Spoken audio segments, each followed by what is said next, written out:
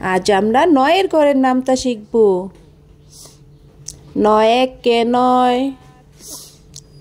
৯ দ্বিগুণে ১৮, ৩ নং ২৭, ৪ নং ৩৬, ৫ নং ৪৫,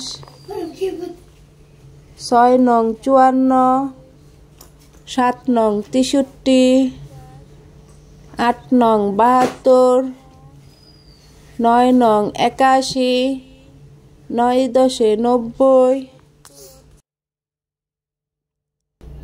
আমার সাথে আবার পড়ো।